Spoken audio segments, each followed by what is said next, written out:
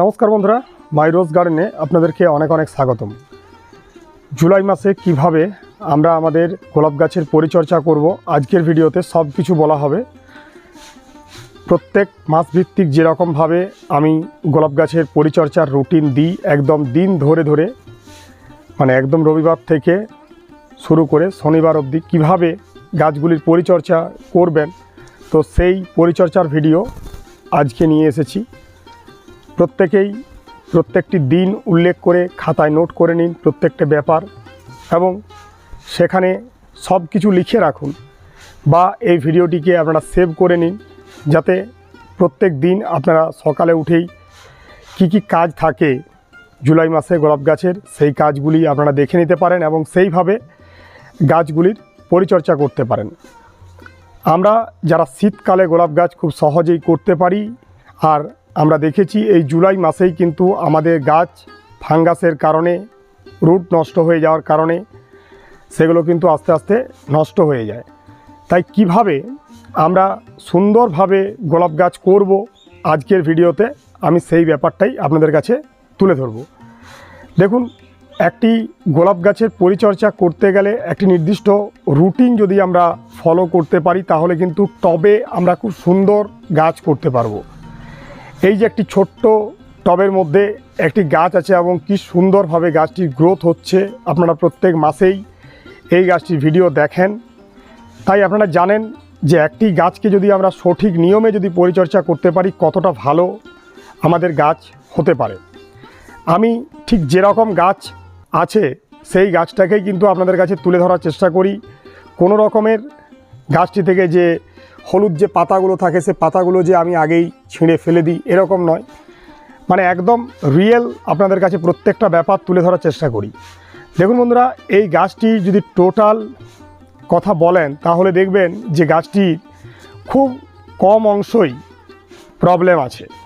মানে পুরো গাছটি বলতে পারেন একদম পারফেক্ট একটি গাছ, যে গাছে নতুন ব্রাঞ্চ হচ্ছে, দেখতেই পাচ্ছেন গাছে কিছু ফুল হচ্ছে। আমি এই গাছে ফুল কেটে দিই না। কেউ কেউ যদি বলেন যে আমরা কুঁড়িগুলোকে যখন এরকম ছোট অবস্থায় কুঁড়ি থাকবে, কুঁড়িগুলোকে ছিঁড়ে ফেলে দেব, আরও ভালো হয়, গাছের গ্রোথ আরও ভালো হবে। আমি এরকম করি না। আমি যেরকমভাবে গাছ নিজের ইচ্ছে মতো ফুল দেয়, সেই ফুলগুলোই আমি নিতে থাকি। ঠিক আছে, শুধুমাত্র প্রত্যেক দিন যে কাজটা থাকে আমি নিয়ম করে আমার বাগানে সেই রকমভাবে আমি পরিচর্যাটা করে দিই। বন্ধুরা, আর কথা বাড়াবো না, একদম এবারে আমি রুটিনে চলে আসছি। প্রথমে আমরা রবিবার দিয়ে স্টার্ট করব আমাদের গোলাপ গাছের পরিচর্যা। তো ফার্স্ট সেটা হচ্ছে 1261 2 গ্রাম 1 লিটার জলে ভালোভাবে গুলিয়ে নেব। সেই জলটি আমরা টবের মাটিতে দিয়ে দেব। এবারে প্রশ্ন হচ্ছে, বর্ষাকাল ভিজে থাকবে মাটি, সেই সময় কি আমরা এই জল দিতে পারবো? কোনো রকমের প্রবলেম নেই। ভিজে মাটিতেও 1261 খাবারের জল আপনারা অনায়াসে দিতে পারবেন। এই যে টব আছে, এই টবগুলিতে 250 ml যদি আমরা 1261 জল দিই, এটাই যথেষ্ট। এর চেয়ে বেশি জল দেওয়ার কোনো প্রয়োজন নেই। অর্থাৎ মোটামুটি একটি গাছে 200 থেকে 250 ml জল যদি দিতে পারেন, তাহলেই এনাফ। মানে 1 লিটার জলে আপনি 4টা গাছকে কি 5টা গাছকে আপনি দিতে পাচ্ছেন। ঠিক আছে, এতটা কম পরিমাণে কিন্তু আমি খাবার দিচ্ছি। সোমবারে আমি গাছের রুট ট্রিটমেন্ট করব। রুট ট্রিটমেন্ট এই সময় অবশ্যই করতে হবে, কারণ বর্ষাকালে গোলাপ গাছের রুট পচে যাওয়ার একটা ব্যাপার থাকে। রুট নষ্ট হওয়ার কারণে প্রচুর গোলাপ গাছ আমি দেখেছি যে প্রত্যেক বছর নষ্ট হয়ে যায়। তো তার জন্য রুট ট্রিটমেন্টটা আপনাদেরকে আমি করতে বলছি। রুট ট্রিটমেন্ট করার জন্য 3টি জিনিসের প্রয়োজন হবে। নাম্বার 1, একটি রুট হরমোন। ঠিক আছে, কাটিং এড নামে যে রুট হরমোনটি পাওয়া যায় সেটা খুব ভালো। সেই রুট হরমোন দিয়ে আপনারা রুট ট্রিটমেন্ট করতে পারবেন। 2 গ্রাম নিয়ে নেবেন কাটিং এড পাউডার। ঠিক আছে, 2 নম্বরে কি লাগবে না, লাগবে হিউমিক অ্যাসিড। নতুন করে গাছের রুট তৈরি করতে, রুটকে মজবুত করতে, জলে যাতে রুটের কোনো ক্ষতি না হয় তার জন্য, রুটকে বাড়তি প্রোটেকশন দিতে এবং গাছের গ্রোথ বাড়াতে অবশ্যই হিউমিক অ্যাসিড আমাদেরকে দিতে হবে। হিউমিক অ্যাসিড যদি তরল আকারে থাকে তাহলে 2 ml, যদি সেটা দেখবেন গুঁড়ো ফর্মে থাকে তাহলে 2 গ্রাম, ঠিক আছে, হিউমিক অ্যাসিড আপনাকে নিতে হবে। আর 3 নম্বরে লাগবে একটি ফাঙ্গিসাইড। ফাঙ্গিসাইড হিসাবে আমরা স্যাপ, ব্যাবিস্টিন ইত্যাদি ব্যবহার করি গাছে স্প্রে করার জন্য, তবে রুট ট্রিটমেন্টের জন্য র্যাডোমিল গোল্ড ফাঙ্গিসাইড আপনাদেরকে নিতে হবে। র্যাডোমিল গোল্ড ফাঙ্গিসাইডটি রুট ট্রিটমেন্টের জন্য বেস্ট একটি ফাঙ্গিসাইড।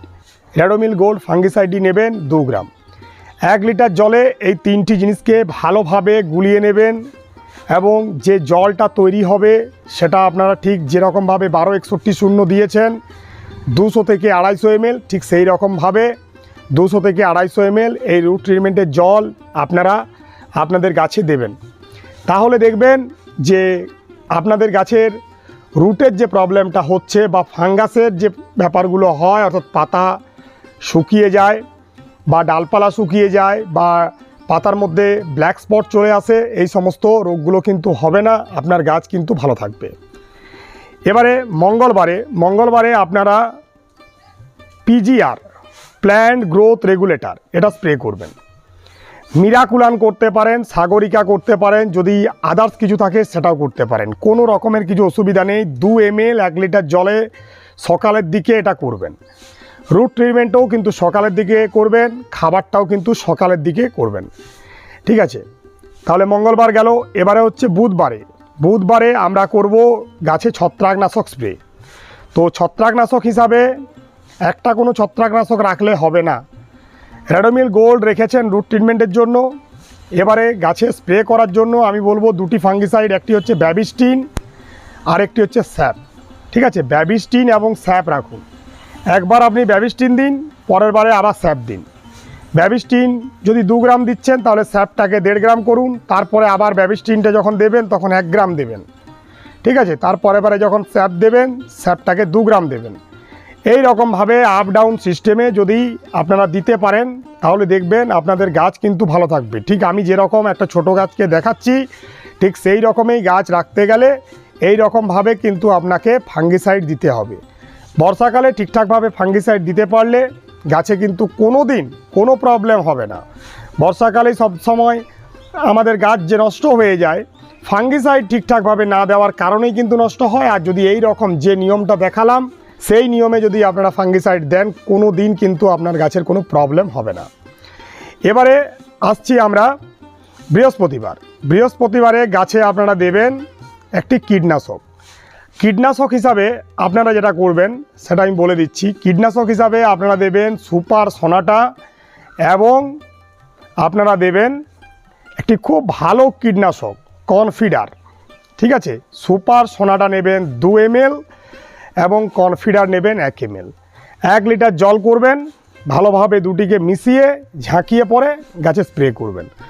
পাতা একদম ফিট অ্যান্ড ফাইন থাকবে, কোনো রকমের পোকামাকড় হবে না, লেদা পোকা হবে না, মাকড়সা হবে না, জাব পোকা হবে না, বা যে সমস্ত বর্ষাকালে কিছু পাতা ছিদ্রকারী পোকার আবির্ভাব ঘটে সেগুলো কিন্তু আপনার গাছে থাকবে না। আপনার গাছটি কিন্তু আস্তে আস্তে খুব সুন্দর একটি গাছ তৈরি হয়ে যাবে। ঠিক যেরকম আমি গাছ দেখাচ্ছি এর চেয়েও ভালো গাছ কিন্তু আপনি করতে পারবেন, কোনো রকমের কিছু সমস্যা নেই।